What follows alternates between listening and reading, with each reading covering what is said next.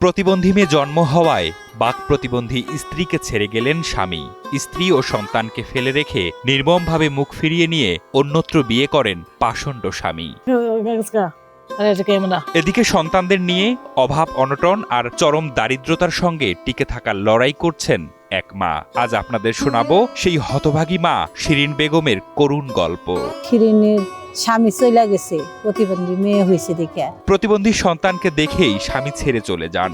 নির্মমভাবে মুখ ফিরিয়ে নেওয়ার পর শুরু হয় শিরিনের অনন্ত লড়াই। ভালোভাবে কথাও বলতে পারেন না শিরিন, কিন্তু তার চোখের অশ্রু যেন বলছে, আমি হারিনি, এখনো বেঁচে আছি সন্তানদের জন্য। জামাই কদিন আগে গেছে? 2 বছরে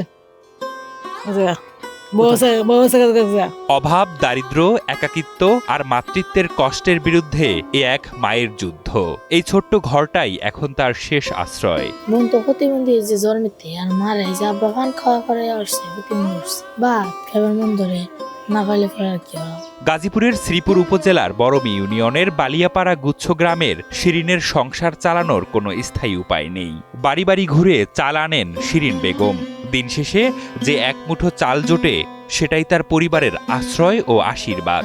আপনারা এখন চলেন কিভাবে, খান কিভাবে? পাড়া থেকে কিভাবে কি করেন একটু বলেন তো সুন্দর করে।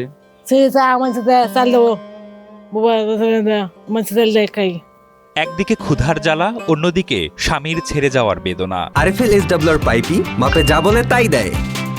RFL SWR pipe and fittings. এই দুই আগুনে প্রতিদিন পুড়ে যান তিনি। সম্পূর্ণ খাবার পাই না, এর মধ্যে আছে একদিন খায়।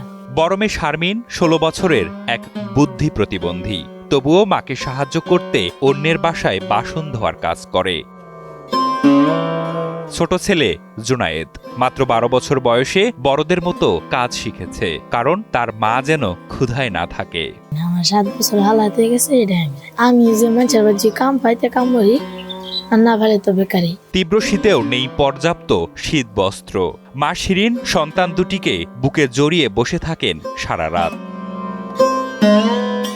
একটা ছোট্ট সাহায্য হয়তো শিরিনের জীবনে এনে দিতে পারে আলোর ঝলক। একটু দয়া, একটু সহযোগিতা আর একটু মানবতা, এই তিনটি আস্থার সবচেয়ে বড় চাওয়া।